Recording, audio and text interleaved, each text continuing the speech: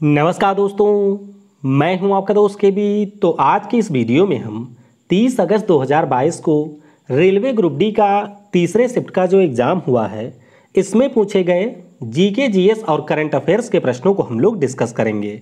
तो पूरा वीडियो बहुत ही ध्यान से देखिएगा। इस वीडियो की जो पीडीएफ फाइल है वह आपको टेलीग्राम चैनल केवी गुरुजी या kvguruji.in के ऊपर मिल जाएगी। वहाँ से आप इसके पीडीएफ को डाउनलोड कर सकते हैं। इसके अलावा पहले फेज की जो आपकी प्रिंट फॉर्मेट में ई बुक है वह भी आपको डिस्क्रिप्शन में मिल जाएगी, तो वहाँ से आप उसे परचेज कर सकते हैं। या फिर अगर आप लोग फ्री में पढ़ना चाहते हैं तो उसके लिए भी लिंक आपको नीचे डिस्क्रिप्शन में मिल जाएगी। तो चलिए अब इस वीडियो की हम शुरुआत करते हैं। देखिए, एक प्रश्न पूछा गया था कि आईसीसी के द्वारा किस खिलाड़ी को 2021 के लिए महिला क्रिकेटर ऑफ द ईयर का पुरस्कार दिया गया है। तो ध्यान रखिएगा, 2021 के लिए ये जो पुरस्कार है वो हमारे भारत की स्मृति मंधना को मिला है। और आपको ये भी ध्यान रखना है कि महिला क्रिकेटर ऑफ द ईयर का ये जो पुरस्कार होता है इसे हम लोग रचल हे हो फ्लिंट अवार्ड के नाम से भी जानते हैं। तो अगर आपसे किसी भी शिफ्ट में रचल हे हो फ्लिंट अवार्ड पूछा जाए तो आपका उत्तर होगा स्मृति मंधना। वहीं पर अगर हम लोग पुरुषों की बात करें तो ये मिला है मीम मटेरियल शाहीन अफरीदी को, जो कि पाकिस्तान के तेज गेंदबाज हैं। और आपको ये भी ध्यान रखना है कि पुरुषों को जो ये पुरस्कार मिलता है इसे हम लोग सर गैरफील्ड सोबर्स ट्रॉफी के नाम से जानते हैं। अगला प्रश्न पूछा गया कि बजट 2022-23 में घोषित पीएम डिवाइन योजना का संबंध किससे है। तो पीएम डिवाइन योजना की बात करें, इस साल जो आपके वित्त मंत्री निर्मला सीतारमण जी ने बजट प्रस्तुत किया उसी में इस योजना के बारे में घोषणा की गई है। और ये जो योजना है वो हमारे उत्तर पूर्वी भारतीय राज्यों के विकास के लिए इस साल बजट में घोषित की गई है। आपको ये भी ध्यान रखना है कि इसका जो इनिशियल फंड है बजट में वो आपका 1500 करोड़ रुपए है। और इसका पूरा नाम है prime minister development initiative for north east region. तो ये आपकी है पीएम डिवाइन योजना। अगला प्रश्न पूछा गया कि वर्ष 2022 में आयोजित 35वें अंतर्राष्ट्रीय सूरजकुंड मेले में फोकस राज्य कौन था। तो पिछले साल यानी कि अगर आपसे 2021 का पूछा जाता तो उसका फोकस राज्य राजस्थान था, लेकिन इस साल का जो फोकस राज्य है वो हमारा जम्मू और कश्मीर है। आपको ये भी पता होना चाहिए कि हरियाणा में जो फरीदाबाद नाम का ज़िला है वहाँ पर इस सूरजकुंड मेले का आयोजन किया जाता है। और अगर आपसे पार्टनर नेशन का नाम पूछा जाता है तो आपको ध्यान रखना है उज्बेकिस्तान इसका पार्टनर देश है। अगला प्रश्न पूछा गया, ये आपके 18 अगस्त को भी पूछा गया था कि 19वीं एशियाई 100 यूपी बिलियर्ड्स चैंपियनशिप 2022 में किस खिलाड़ी ने खिताब जीता है। तो आपको ये ध्यान रखना है कि पंकज आडवाणी ने इसका खिताब जीता है 8वीं बार। और इन्होंने आपके फाइनल में हराया है ध्रुव सीतावाला को। तो ये प्रश्न ऑलरेडी 2 बार पूछा जा चुका है, तीसरी बार यहाँ पर यह प्रश्न पूछा गया है। पहले शिफ्ट के पहले फेज के जो भी आपके करंट अफेयर के प्रश्न हैं उसकी एक सेपरेट वीडियो आपको आई बटन पर मिल जाएगी, तो वहाँ से आप लोग उस वीडियो को जरूर देख लीजिए। अगला प्रश्न पूछा गया कि नवंबर 2021 में भारत सरकार के द्वारा 8वीं अनुसूची की 22 भाषाओं को सीखने के लिए कौन सा ऐप लॉन्च किया गया। तो ये जो ऐप है इसका नाम है भाषा संगम। आपको ये पता होना चाहिए कि मल्टी भाषी के द्वारा इसको डेवलप किया गया है। हमारे जो शिक्षा मंत्री हैं धर्मेंद्र प्रधान, उन्होंने नवंबर 2021 में इसे लॉन्च किया था। और इसकी मदद से आप लोग 22 भाषाओं के जो वाक्य हैं उसको यहाँ पर सीख सकते हैं। अब आते हैं स्टैटिक जीके पर। तो स्टैटिक जीके से एक बहुत ही सिंपल सा प्रश्न पूछा गया था कि खितड़ी की जो खान है वो आपको किस राज्य में देखने को मिलेगी। आपको ध्यान रखना है कि ये जो खितड़ी की खान है वो आपके कॉपर की माइन है और ये आपको राजस्थान राज्य में देखने को मिलेगा। अगला प्रश्न पूछा गया कि दक्षिण की गंगा किस नदी को कहा जाता है। ध्यान रखिएगा, दक्षिण की गंगा हमारे गोदावरी नदी को कहा जाता है। और आपको ये भी ध्यान रखना है कि इस नदी को हम लोग गौतमी के नाम से भी जानते हैं, इसी को हम लोग वृद्ध गंगा भी कहते हैं और इसी को हम लोग प्राचीन गंगा के नाम से भी जानते हैं। आपको ये भी ध्यान रखना है कि जो हमारी असली वाली गंगा है यानी कि जो उत्तर भारत में बहती है उससे ये नदी पुरानी है, तो इसीलिए इसको हम लोग प्राचीन गंगा के नाम से भी जानते हैं। नासिक के पास जो आपके त्र्यंबकेश्वर की पहाड़ियाँ हैं वहाँ से गोदावरी नदी निकलती है और ये आपके प्रायद्वीपीय भारत की सबसे लंबी नदी है।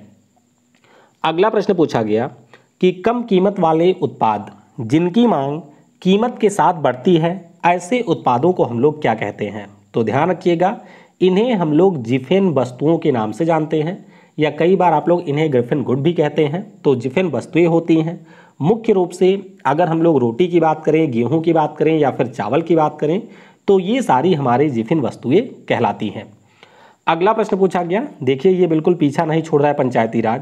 एक बार फिर से यहाँ से प्रश्न पूछ लिया गया है और ये भी आपका रिपीटेड प्रश्न है कि पंचायती राज में कितने विषय शामिल हैं। आपको ये पता होना चाहिए कि पंचायती राज में टोटल 29 विषय शामिल हैं और आज का दिन उन दिनों में शामिल हो गया जिसके तीनों शिफ्ट में आपके पंचायती राज से प्रश्न पूछे गए हैं। तो इसके ऊपर भी वीडियो आपको आई बटन पर मिल जाएगी, अगर आपका मन करे तो आप लोग उसे देख सकते हैं। अगला प्रश्न पूछा गया कि अंडमान और निकोबार में कौन सी भाषा बोली जाती है या फिर यहाँ की आधिकारिक भाषा कौन सी है? ध्यान रखिएगा, हिंदी और अंग्रेजी आपके अंडमान और निकोबार की आधिकारिक भाषा है। बाद में किसी ने बताया कि दादरा और नागर हवेली दमन दीव का पूछा था, तो ध्यान रखिएगा यहाँ की गुजराती, कोंकणी, मराठी और हिंदी है। चंडीगढ़ की बात करें तो इसकी इंग्लिश है। दिल्ली की हिंदी और इंग्लिश है। लक्षद्वीप का मलयालम है। जम्मू कश्मीर की 5 हैं, ये जरूर ध्यान रखिएगा। तो काश्मीरी, डोगरी, हिंदी, उर्दू, इंग्लिश ये जम्मू कश्मीर की हैं। लद्दाख की हिंदी और इंग्लिश है। पुडुचेरी की बात करें तो तमिल, फ्रेंच और इंग्लिश यहाँ की आधिकारिक भाषा है। अगला प्रश्न देखिए पूछा गया सिंपल सा कि भारतीय संविधान में मौलिक कर्तव्यों की संख्या कितनी है? ये प्रश्न भी आज दूसरी बार पूछा गया है, तो ध्यान रखिएगा टोटल इनकी संख्या 11 है। 42वें संविधान संशोधन के जरिए आपके मौलिक कर्तव्यों में 10 कर्तव्यों को शामिल किया गया था। उसके बाद में जब 86वां संविधान संशोधन होता है तो उसके द्वारा एक और मौलिक कर्तव्य को यहाँ पर जोड़ दिया जाता है। अगला प्रश्न पूछा गया कि भारतीय प्राचीन शास्त्रों में या फिर वेदों में जीवन की कितनी अवस्था बताई गई है? तो थोड़ा सा शास्त्र से भी प्रश्न आ रहे हैं, उसे भी आप लोग देख लीजिएगा। तो मुख्य रूप से आपके जीवन की 4 अवस्थाएं बताई गई हैं। 0 से लेकर के 25 वर्ष की जो एज है इसे ब्रह्मचर्य आश्रम कहा गया है। उसके बाद में 25 से 50 का जो एज है इसे आपका गृहस्थ कहा गया है। फिर आपका वानप्रस्थ है 50 से लेकर के 75 और 75 से लेकर के 100 के बीच का जो समय है इसे आपके संन्यास के नाम से जाना जाता है। अगला प्रश्न पूछा गया कि खड़ीन किस राज्य की जल संरक्षण व्यवस्था है? तो पहले भी इससे प्रश्न आ चुका है और इस बार शायद आपसे इमेज दे करके प्रश्न पूछा गया था। तो खड़ीन मैंने आपको बताया ही था कि ये हमारे राजस्थान के जल संरक्षण की व्यवस्था है। इसमें मुख्य रूप से जो हमारे खेत होते हैं वहाँ पर आपके पाल बांध करके वर्षा के जल को भूमि के ऊपर संग्रह किया जाता है और इस प्रकार से वहाँ पर जो खेत होते हैं उनमें नमी बरकरार रखी जाती है और फिर उसके ऊपर खेती की जाती है। अगला प्रश्न पूछा गया कि 1757 में कौन सा युद्ध हुआ था? तो ध्यान रखिएगा 1757 में जो युद्ध है वो आपके प्लासी का युद्ध हुआ था 23 जून 1757 को और इसमें अंग्रेजों की तरफ से रॉबर्ट क्लाइव थे जबकि बंगाल की तरफ से नवाब सिराजुद्दौला इस युद्ध में शामिल थे। उसके बाद में एक और महत्वपूर्ण युद्ध हुआ था जिसे हम लोग बक्सर के युद्ध के नाम से जानते हैं। ये 21 नवंबर 1764 को हुआ था। एक प्रश्न कोई और आया था, ग्रामीण और शहरी क्षेत्रों में वन का प्रकार क्या होता है या इनके बीच में कौन सा वन होता है, कुछ इस प्रकार का अटपटा सा प्रश्न था। तो अगर आप में से किसी को याद है तो कमेंट में बताइएगा। अब आते हैं फिजिक्स पर। तो फिजिक्स से एक प्रश्न पूछा गया था कि एक तार की लंबाई L है, इसका क्षेत्रफल A है और इसका जो रेजिस्टेंस है वो 0.2 ओम है। सेम पदार्थ का बना हुआ दूसरा तार है जिसकी लंबाई 2L है, क्षेत्रफल आपका 4A है। तो आपको यहाँ पर रेजिस्टेंस बताना था। तो देखिए अगर हम लोग पहले वायर की बात करते हैं तो R इक्वल टू होता है ρL/A, जहाँ पर ρ आपकी रेजिस्टिविटी है, L आपकी लंबाई है, A आपका लेंथ है। तो ये वैल्यू हो जाएगी 0.2 ओम। दूसरे वायर के लिए अगर हम लोग R डैश की बात करते हैं तो यहाँ पर L की जगह पर हम लोग 2L करेंगे और A की जगह पर कर देंगे 4A। तो फिर इसे डिवाइड करके काटेंगे, ρL/A मल्टीप्लाइड बाई 1/2 हो जाएगा और इसकी वैल्यू हमें ऑलरेडी पता है 0.2 हो जाएगी। तो 0.2 डिवाइडेड बाई 2 होगा तो इस प्रकार से 1.1 ओम यहाँ पर आ जाएगा। एक बार फिर से बता दूं कि डेटा में थोड़ा इधर उधर हो सकता है। प्रश्न कुछ इसी प्रकार से पूछा गया था। अगला प्रश्न पूछा गया कि यदि किसी चालक के लिए पावर 20 वाट और प्रतिरोध 5 ओम है तो आपको धारा का मान बताना था। सिंपल सा प्रश्न है। पावर इक्वल टू होता है B मल्टीप्लाइड बाई आई। यहाँ पर आपको धारा बताना है, लेकिन आपके पास में वोल्टेज नहीं है, तो V की जगह पर आप लोग IR रख देंगे, तो I स्क्वायर R हो जाएगा। I की वैल्यू आपको पता है, ये हमारा हो जाएगा, I की वैल्यू कितनी हो जाएगी, सॉरी I हमको निकालना है, यहाँ पर हमको P और R की वैल्यू पता है, तो I स्क्वायर इक्वल टू हो जाएगा P20 डिवाइडेड बाई 5 आपका रेजिस्टेंस है, और यहाँ से आपका 4 हो जाएगा। जब हम लोग इसको अंडर रूट में लेंगे तो ये वैल्यू हो जाएगी 2 एम्पियर। अगला प्रश्न पूछा गया कि अवतल लेंस के लिए जो क्षमता है वो -40 डायोप्टर है, तो इसकी फोकस दूरी आपको बताना था। देखिए सिंपल सा प्रश्न होता है। यहाँ पर जो P है वो आपका 1/f होता है, तो 1 डिवाइडेड बाई -40 हम लोग लेंगे, और यहाँ से वैल्यू हमारी आ जाएगी -5/2, या फिर ये वैल्यू होगी -2.5 मीटर। 5/2 हमने कैसे किया, तो ये जो आपका 1 डिवाइडेड बाई 40 था, इसको हमने बदल लिया है मीटर में, तो ऊपर नीचे हमने 100 से मल्टीप्लाई किया, तो 5/2 आएगा, तो आपकी जो वैल्यू है वो 2.5 मीटर आ जाएगी। एक प्रश्न पूछा गया था कि पैराबैंगनी किरणों से कौन सा रोग होता है, तो आपको ये पता होना चाहिए कि पैराबैंगनी किरणों से हमारी त्वचा को नुकसान होता है, और इससे आप स्किन कैंसर नाम के डिसीज से पीड़ित हो सकते हैं। आपको ये भी ध्यान रखना है कि जो हमारी ओजोन लेयर है समताप मंडल में, वो आपके पराबैंगनी किरणों से रक्षा करती है, और ओजोन की अगर हम लोग बात करते हैं तो ये आपके ऑक्सीजन के 3 परमाणुओं से मिलकर के बना होता है। फिर एक प्रश्न पूछा गया कि 16 सेंटीमीटर फोकस वाले अवतल लेंस से 24 सेंटीमीटर दूरी पर 2.5 सेंटीमीटर ऊंची वस्तु रखने पर आपकी जो इमेज है वो कैसी बनेगी और इसकी ऊंचाई क्या होगी। तो ऐसे प्रश्न काफ़ी पूछे गए हैं, थोड़ा ध्यान से इसको समझ लीजिएगा। देखिए अवतल लेंस की जब भी हम लोग बात करें तो आप लोग सॉल्व करते हुए साइन तुरंत लिख लिया करें। फोकस आपका नेगेटिव, वस्तु की दूरी भी नेगेटिव और इमेज की दूरी भी नेगेटिव हो जाएगी।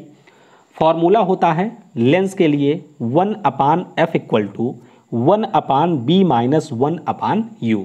यहाँ पर आपको प्रतिबिंब निकालना है, यानी कि v निकालना है, तो हम लोग f को -16 रखेंगे, b को एज इट इज रखेंगे, माइनस माइनस यहाँ पर प्लस हो जाएगा तो 1/24 रख देंगे। इस प्रकार से जब इसे हम लोग सॉल्व करेंगे तो यहाँ पर आपकी जो v है उसकी वैल्यू आ जाएगी -9.6 सेंटीमीटर, और v आपका निगेटिव है, यानी कि हमारी जो वैल्यू है वो आपकी बिल्कुल सही आ रही है।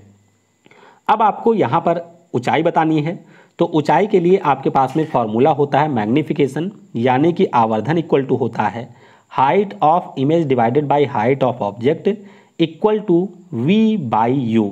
तो यहाँ से हम लोग हाइट ऑफ इमेज की वैल्यू 3 रखेंगे, हाइट ऑफ ऑब्जेक्ट हमको निकालना है, सारे आपको साइन के साथ रखने हैं, जैसे v -9.6, u आपका -2.5, ये सारी आप लोग वैल्यू रखेंगे, तो सारे जो माइनस माइनस हैं यहाँ से कैंसिल हो जाएंगे। और जब हम लोग बात करते हैं हाइट ऑफ ऑब्जेक्ट की, तो इसकी वैल्यू आएगी 0.78 सेंटीमीटर। तो आप लोग देख सकते हैं कुछ इस प्रकार का केस हमारे अवतल लेंस के लिए बनेगा, जहाँ पर आपकी जो वस्तु है वो 2f2 और f2 के बीच में रखी गई है, और इसकी जो इमेज है वो आपको f2 और ऑप्टिकल सेंटर के बीच देखने को मिलेगी।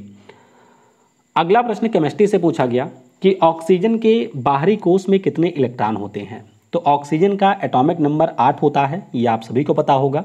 एटॉमिक मास इसका 16 होता है, और इसके आखिरी कोश में आपको 6 इलेक्ट्रॉन मिलेंगे। तो 8O16 इसका आप लोग कॉन्फ़िगरेशन करेंगे 2,6 होगा, और इस प्रकार से इसमें जो संयोजी इलेक्ट्रॉन हैं उनकी संख्या 6 हो जाएगी। ऑक्टेट पूरा करने के लिए इसको 2 इलेक्ट्रॉनों की ज़रूरत होती है, तो इसकी जो वैलेंसी है वो भी हो जाएगी यहाँ पर 2। तो ये आपको ज़रूर अच्छे से ध्यान रखना है।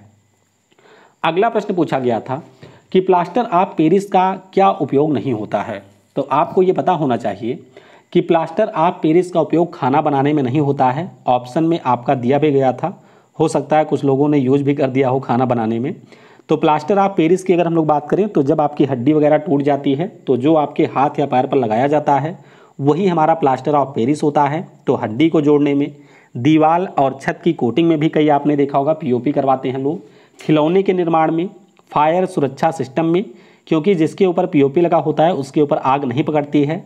तो ये सारे प्लास्टर ऑफ पेरिस के यूज हैं। आपको ये भी ध्यान रखना है कि जिप्सम को जब हम लोग 120 डिग्री सेल्सियस या फिर 273 केल्विन के ऊपर गर्म करते हैं तो इससे आपके प्लास्टर ऑफ पेरिस का निर्माण होता है। तो ये हमारा जिप्सम है, ये प्लास्टर ऑफ पेरिस है, जिसे हम लोग कैल्शियम सल्फेट हेमीहाइड्रेट के नाम से जानते हैं। अगला प्रश्न पूछा गया कि निम्नलिखित में से कौन सा प्रतिस्थापन अपक्रिया का उदाहरण है या फिर विस्थापन अपक्रिया का उदाहरण है। तो विस्थापन हम लोगों ने पढ़ा हुआ है कि दो प्रकार के विस्थापन होते हैं।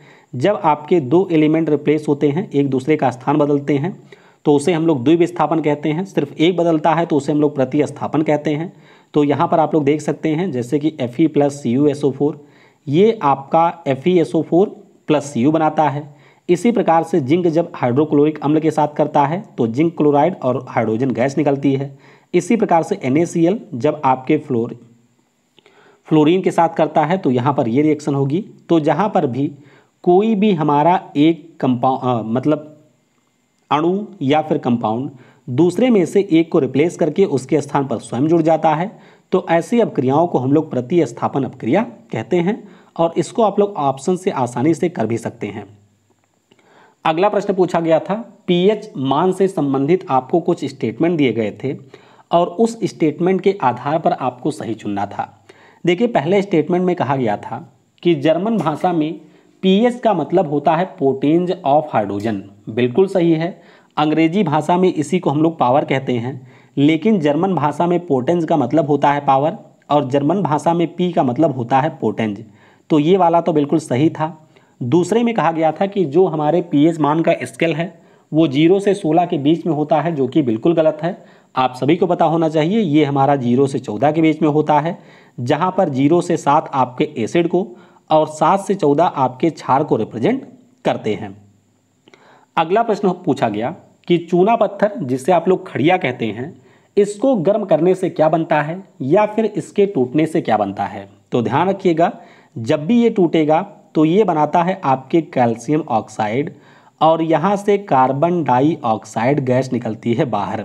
तो ये जरूर ध्यान रखिएगा कि जब भी चूना पत्थर का वियोजन होता है या फिर इसे हम लोग गर्म करते हैं तो कैल्शियम ऑक्साइड, जिसे आप लोग बिना बुझा हुआ चूना भी कहते हैं, वो बनता है और यहाँ पर कार्बन डाइऑक्साइड बनता है। बायो पर सिर्फ 2 ही प्रश्न मुझे मिले हैं। एक आपसे पूछा गया था कि थायरॉक्सिन हार्मोन के निर्माण के लिए कौन से तत्व की आवश्यकता होती है। तो सिंपल सा प्रश्न है, आयोडीन नाम का जो तत्व है उसी की ज़रूरत होती है जिससे आपके थायरॉक्सिन हार्मोन का निर्माण होता है। और आपको ये पता होना चाहिए कि जो हमारा थायरॉक्सिन हार्मोन है ये आपके दिमाग के विकास में, हड्डियों के हेल्थ के लिए, मसल के कंट्रोल के लिए, आपके शरीर का जो मेटाबॉलिज्म है उसको नियंत्रित करने के लिए इसमें एक बहुत ही क्रूशियल रोल प्ले करता है। एक प्रश्न पूछा गया था कि रक्त में कौन सा सर्वदाता समूह है। तो अगर हम लोग ब्लड की बात करते हैं तो O नेगेटिव जो होता है ये आपका सर्वदाता होता है। वहीं पर AB पॉजिटिव की अगर हम लोग बात करते हैं तो ये हमारा सर्वग्राही होता है, यानी कि एक यूनिवर्सल डोनर होता है, एक यूनिवर्सल रिसीवर यहाँ पर होता है। आपको ये पता होना चाहिए कि 1902 में कार्ल लैंडस्टीनर के द्वारा आपके 3 ब्लड ग्रुप की खोज की गई थी जिनके नाम A, B और O हैं। और अगर हम लोग AB ब्लड ग्रुप की बात करते हैं तो इसकी खोज डी कैस्टलो और स्टर्ले महोदय के द्वारा की गई थी।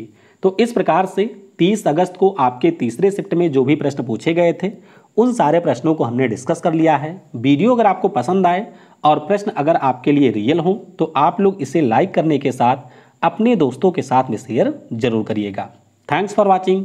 जय हिंद, जय भारत।